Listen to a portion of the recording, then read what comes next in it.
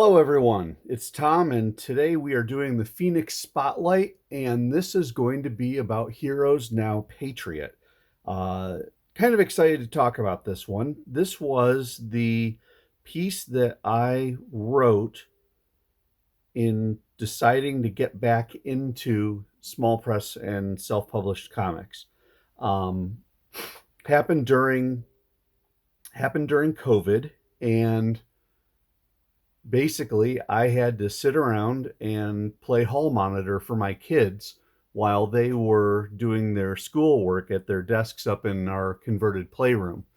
And so I'm sitting there with absolutely nothing to do, and I decided, upon talking with Steve Keeter, the chairman of the United Fanzine organization, to get back into comics. And so I started mulling over what was I going to write about, and I thought I wanted to resurrect my old characters from back when I was doing Phoenix Productions in high school. But the question was, where was I going to go with it?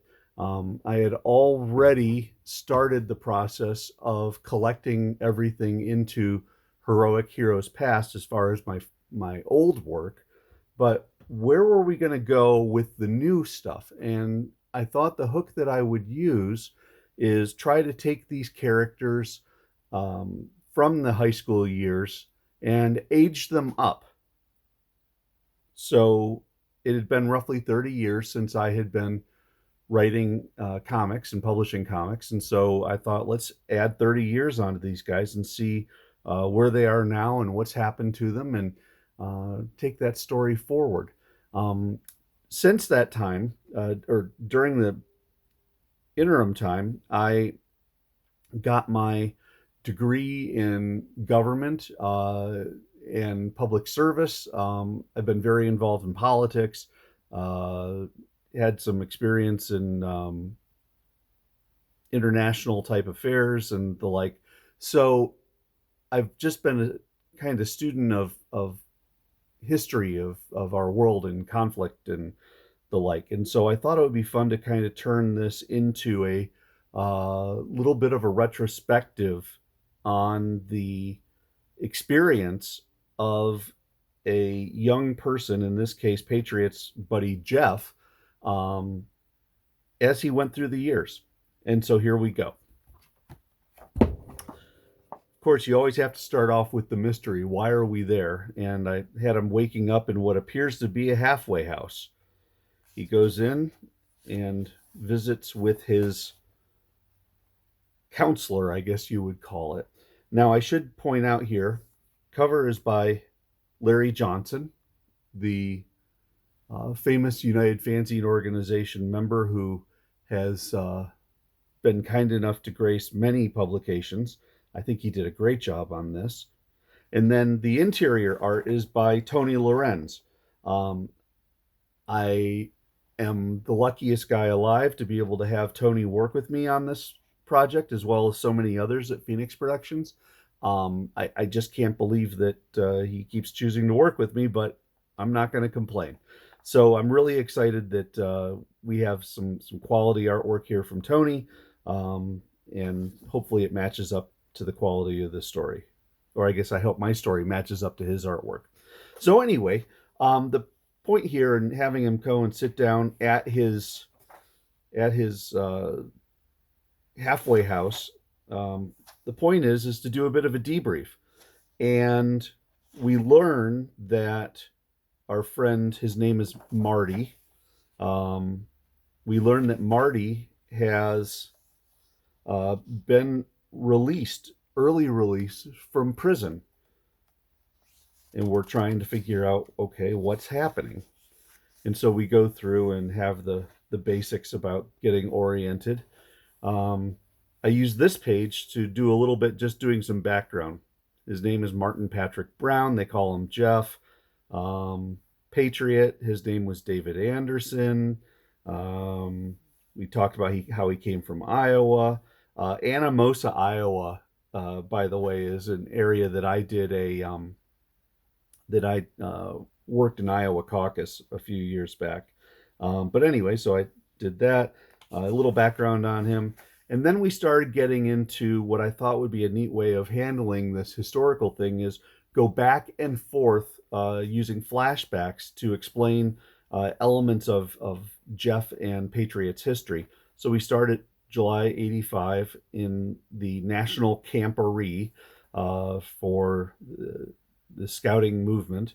Of course, can't use BSA, but basically, we have that first introduction of Marty and Patriot, who then got invited to come and become a sidekick for Patriot. And this is done through the Department of State.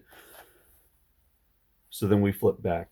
And I note here that we have a little bit of observation going on. We jump back to August 85, so we've now gone from the past back, or from the present back to the past. And one of their first trips was going down to Nicaragua to supply the Contras. So that was part of it. Then we also had some time when they were in Pakistan and in Afghanistan helping the Mujahideen against the Soviets. Kind of crazy stuff for a teenager. Then we had them dropping into Libya. So trying to take out Gaddafi. That, of course, didn't work very well. This was the only one that I really had to work on as far as doing research for, and that was the Indo-Tibetan border, a area called Sumdurong True, which was an Indian-Chinese dispute, border dispute. And so it was really important, I think, from the point of view of character, to show that Patriot basically is a non-compromising individual. And Jeff was willing to do whatever it took to support him. And so I put here about how Patriot knew that in May of 87, he was almost done being Patriot, but someone's going to have to carry on. And at 15 years old, Jeff says, yeah, I'll do it. Of course, who at 15 years old can make that type of decision for their entire life, especially as crazy as that life has become? So you can see they then had a little bit further debrief about it. Notice we have here the surveillance camera, which then takes us to Washington, D.C., where people are learning about him. This is General Roberts, who was in the original Patriot story that's in Heroes Past. And of course, we have him much older. He's in a wheelchair now. And they're trying to figure out why, Roberts is trying to figure out why he is in this meeting. And they've got surveillance going on Marty right there. So you can see that they're trying to figure out something about Jeff and Marty, and it's happening in DC, and they're watching in on his debrief. So we go back to the flashback about Andrei Kolimov, which was the same person who was in the Heroes Past book. But anyway, so Kolimov and Patriot have some history from 1973 in Romania, 1976, the Gdansk strike. Had Lech Walesa, excuse me, my pronunciation is terrible on that. So I put that in there. Notice that I had Patriot show up. And then we did the Berlin story, which is the fall of the Berlin Wall. And for anybody of my age, I'm just over 50. For anybody of my age, the Berlin Wall was a seminal moment in our lifetimes. And so I thought I would have fun and have Patriot and Jeff trying to run in and scoop up some of the lasting communist level intelligence from East Berlin before everything got destroyed. So we had a bit of a chase. They got through the checkpoint. Exciting stuff. So we go back to the discussion of the modern day, and you can see that we then also have the discussion happening in Washington, and we learn that there is a new Patriot project going on, and that there are a number of other people under consideration to be a part of that. Back to the debrief. We discuss how in 1995, Kolomov didn't make it, but they did have a couple shots of Stoli in tribute. And then things got a little tiresome, and by 1991, they had helped out in Baghdad with the Gulf War. 1993, New York City, the first World Trade Center bombing. Truly scary stuff. Now, I don't give enough credit to Tony Lorenz in this, but I do want to point out this is actually a recreation of a photo that was done in 1993 in reaction. It was a live photo from the World Trade Center bombing. In many ways, also, this picture here was a piece that he kind of pulled together from the fall of the Berlin Wall. But you can see he did tons of photo referencing for tanks and cars and motorcycles, planes. I mean, everything. Tony was just masterful with this.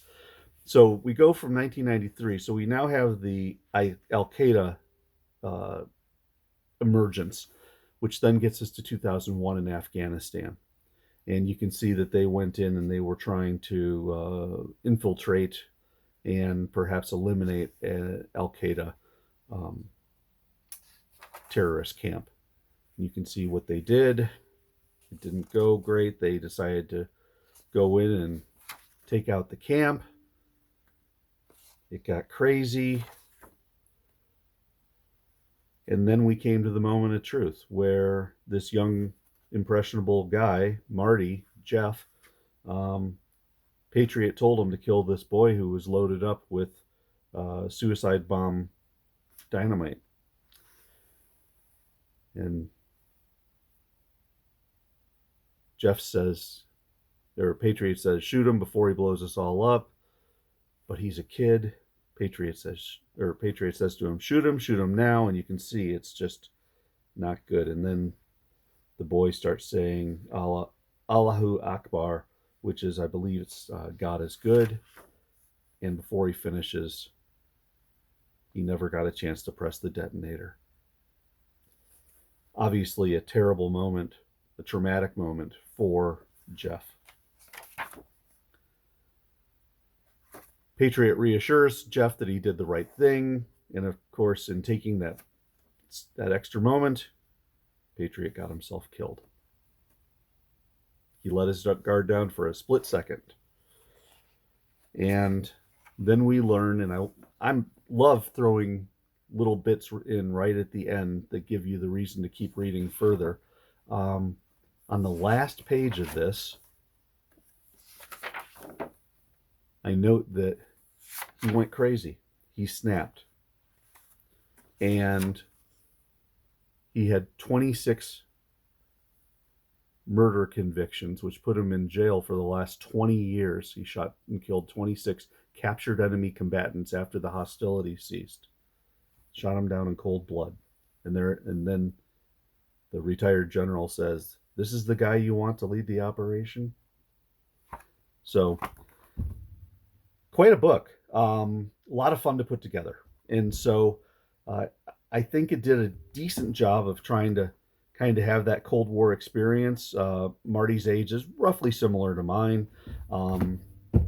Had a lot of fun doing it, and I just was amazed seeing how Larry's cover turned out, and then all the pages as they came in from Tony Lorenz. Just gorgeous stuff. So this book is available.